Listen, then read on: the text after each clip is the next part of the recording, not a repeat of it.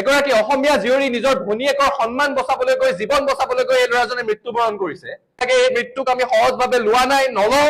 আৰু সদৌ অসম ছাত্ৰ সন্থাৰ প্ৰতিগৰাকী কৰ্মী, প্ৰতিগৰাকী নেতা কালিৰে পৰা এটা প্ৰচণ্ড ক্ষোভ, খং, বেদনা লৈ আমি আছো। আমাৰ নলবাৰীত ছাত্ৰ সন্থাৰ সতীৰ্থ মাধুৰ্য বৰ্মনক ফুট গধূলিতে হানি খুচি ৰাজপথতে হত্যা কৰা হৈছে। এই ঘটনা আমি সহজভাৱে লোৱা নাই আৰু সহজভাৱে নলওঁ। আমাক উচিত বিচাৰ লাগিব, দোষীৰ কঠোৰতম শাস্তি লাগিব। এই আসিফ আলী বা ৰজ আলী বুলি যিজন ল'ৰাৰ কথা ওলাই আছে, ইমান সাহস ক'ৰ পৰা পালে?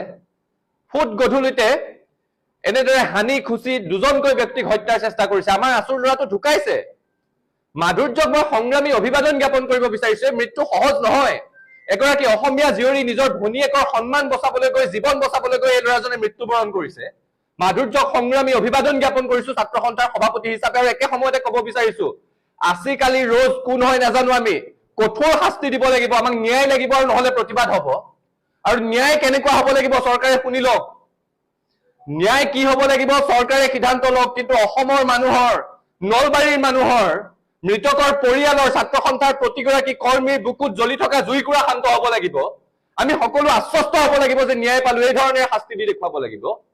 আৰু এটা কথা স্পষ্ট যে কি ধৰণে সাহস কৰিছে। গৃহ বিভাগলৈ ভয় নাইকিয়া হৈছে নেকি? আইন আদালত প্ৰশাসনলৈ ভয় নাইকিয়া হৈছে নেকি? পুলিচলৈ ভয় নাইকিয়া হৈছে নেকি? এতিয়ালৈকে কিয় ধৰিব পৰা নাই? এই আসিফ আলী ৰজ আৰু তেওঁৰ লগত যদি আন কোনোবাও আছে, শীঘ্ৰে কৰায়ত্ব কৰিব লাগে, কঠোৰ শাস্তি দিব লাগে। এই মৃত্যুক আমি সহজভাৱে লোৱা নাই, নলওঁ।